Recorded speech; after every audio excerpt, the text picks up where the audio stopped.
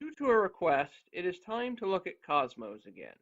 While the number of core elements in my revised Cosmo deck has remained the same, there are a number of meaningful changes due to the existing meta. Starting with the monsters first, I run the obvious one allowable Dark Destroyer, one Eclipser as a non-targetable 3000 attacker. The unfortunate thing with Eclipser has always been that it does not float, it searches, but it's still a non-targetable 3000 attacker.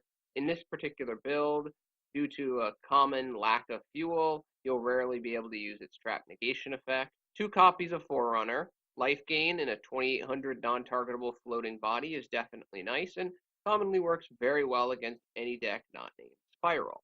Three copies of Sliprider due to its back row destruction and single tribute standing, in addition to its floating.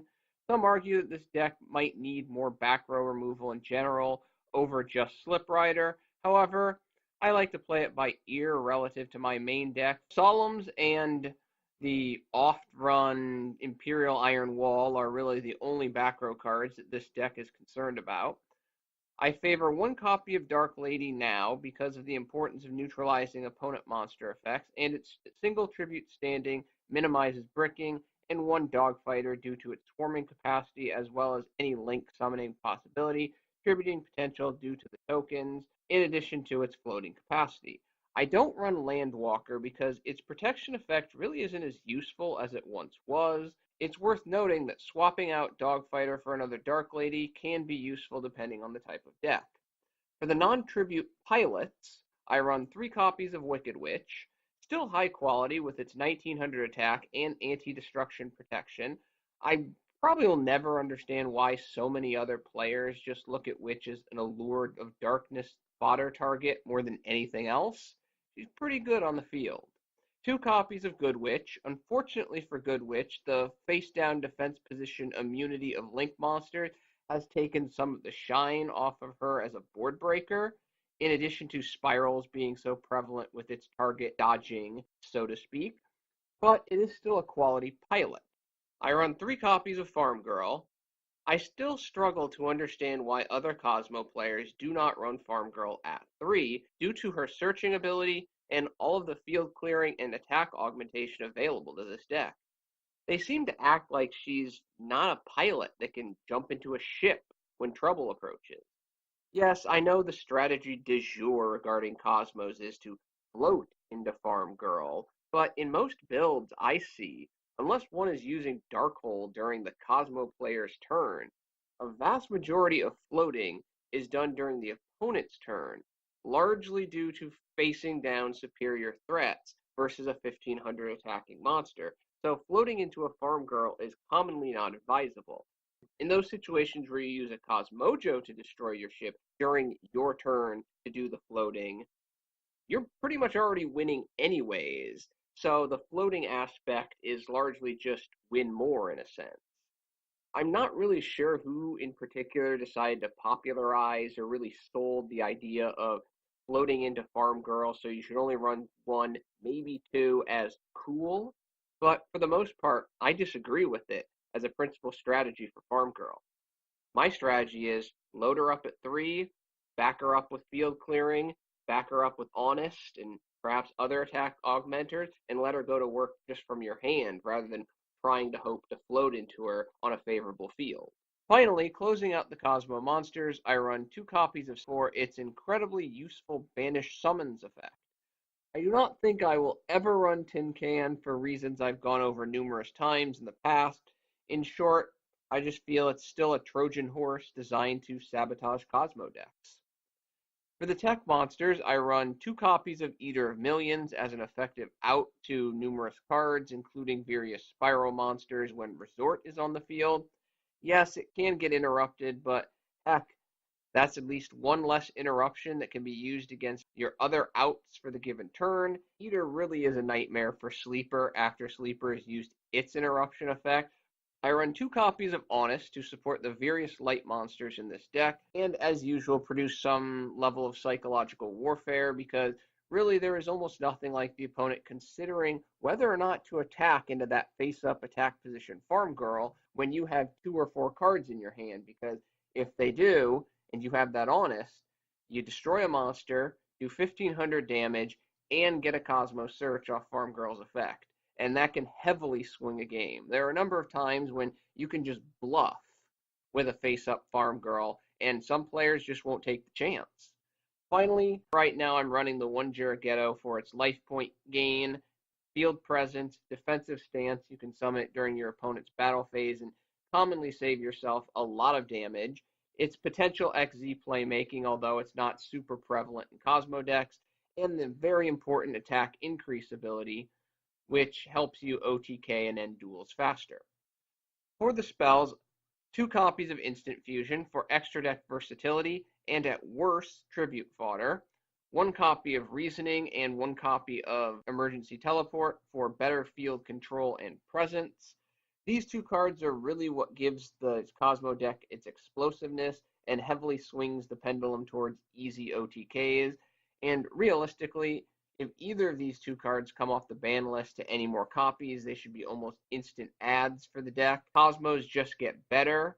This additional monster is why Demise and Fire King hybrid variants became so popular in my opinion, but I also think those variants are heavily detrimental to consistency and in some respects almost pulled players away from Kozmo's strength, limiting the actual value of that second monster.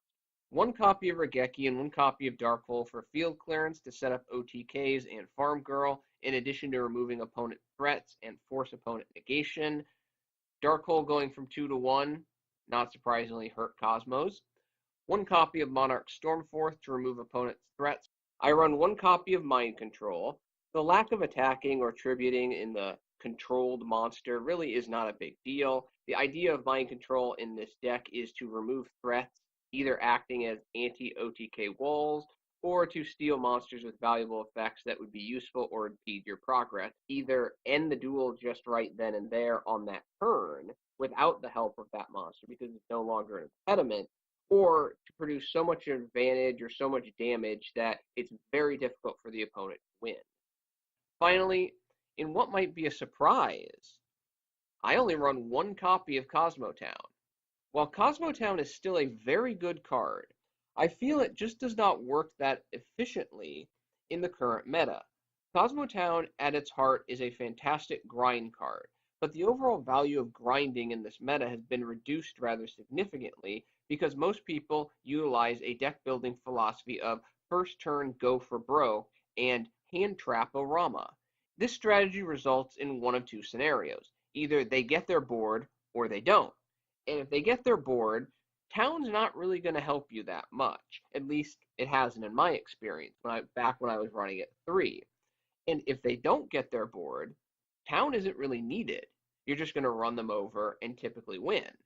The biggest concern of Town in this regard is that it can produce dead draws in this deck, which obviously does not work well with respects to board breaking. In addition, you always have to worry about those Cosmic Cyclones, which will then just banish your Kozmotown, and you get nothing out of it. I run the 1 copy because it can be easily searched for by Farmgirl's effect when the situation demands it. When you have a feel for the tempo and tenor of the game, and you're in the mindset of, okay, this game allows for some grinding, time to grab that Kozmotown. For the traps, I run my standard 1 Torrential Tribute. Also, I run 3 copies of Blind Obliteration, which I find amazing for the Kozmo deck, as the pilots can jump out of the way before activation, which means they'll just dodge the destruction effect, and plop a ship down on the field. And if you have a ship down, they really don't mind getting destroyed. Oh no, I'm going to get destroyed and then float into something useful, like, I don't know, a Farmgirl after I've cleared the field of your monsters. Unfortunately, Blind Obliteration doesn't have any effect on Link monsters. Thanks, Konami. Part of me wants to say, okay, Konami, you've done the Link monster thing. Now it's time to give us a lot of viable answers to Link monsters other than just kaijus. Outside of pure all-or-nothing OTK builds, though, I feel 3 copies of Blind Obliteration are pretty much staple now in Kozmo decks. So we have 3 cards left.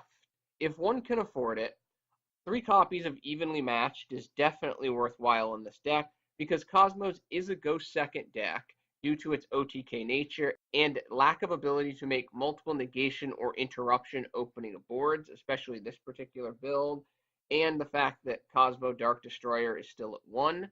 Evenly Matched is obviously the board-breaking card du jour for good reason, and due to the control factors of Kozmos, it can even be run effectively in Kozmos when you're not using it from the hand because you have an empty board.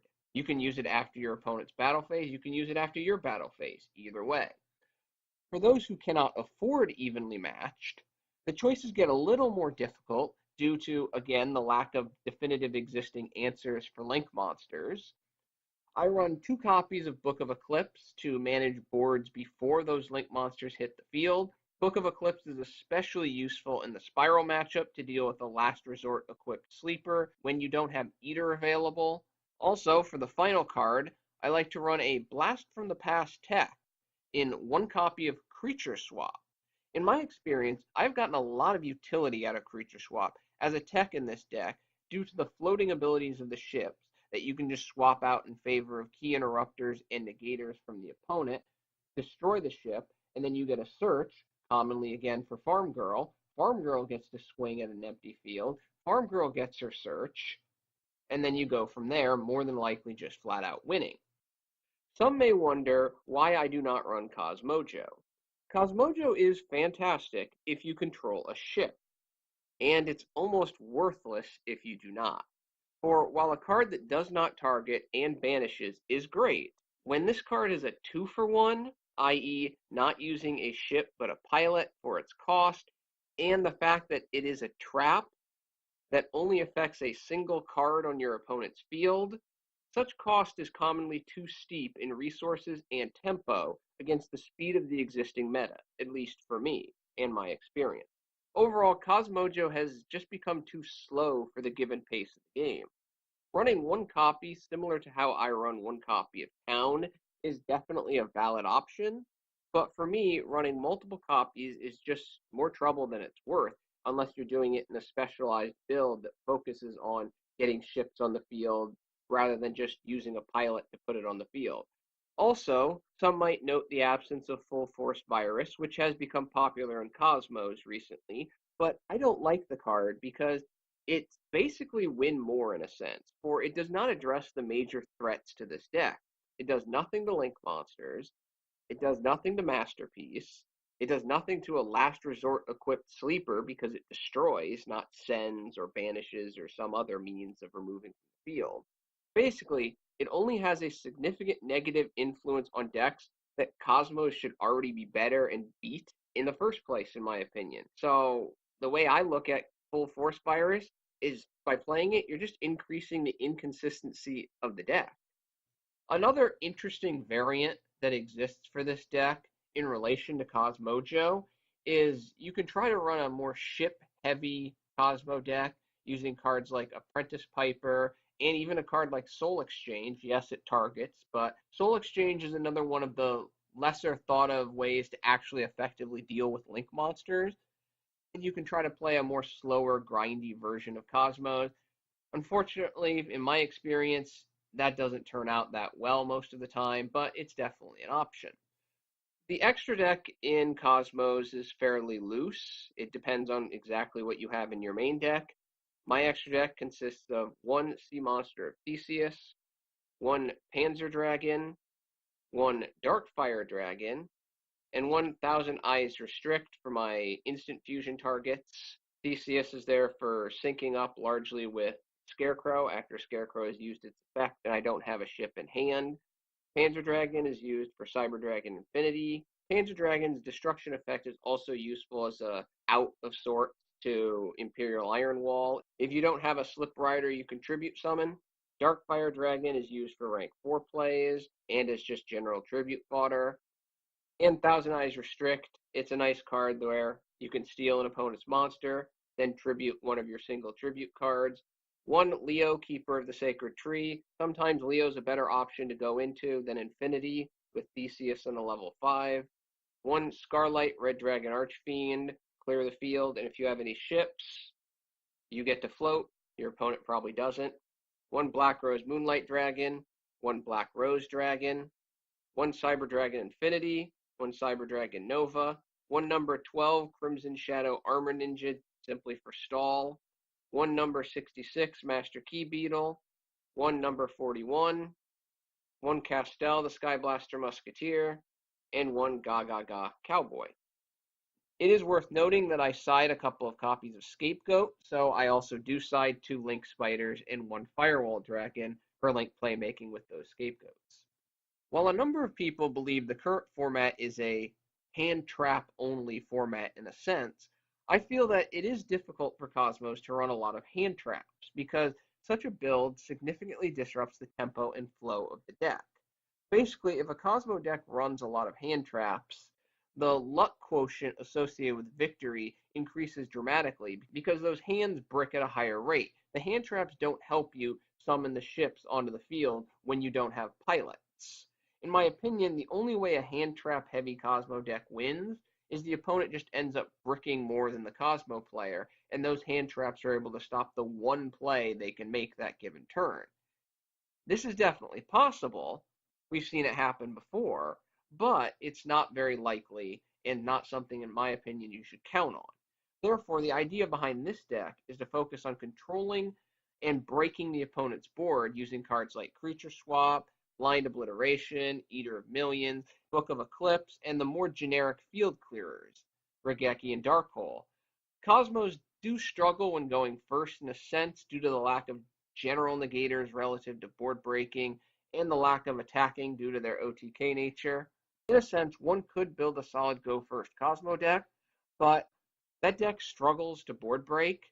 Therefore, I feel it is just better to build a Kozmo deck geared towards going second and board breaking versus board prevention through hand traps. Overall, sledding has become hit or miss, or better in certain aspects and worse in other aspects for Kozmos in the given meta.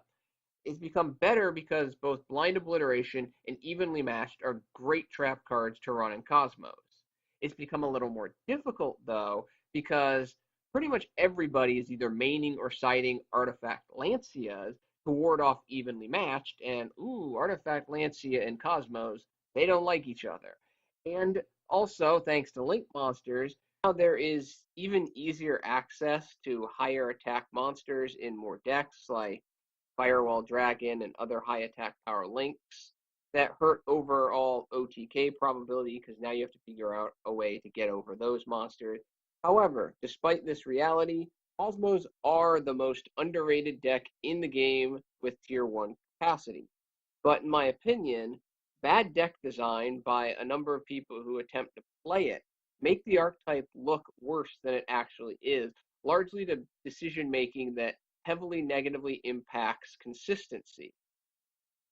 Well, that is my Kozmo deck. Thank you for your attention and your time. I'm out.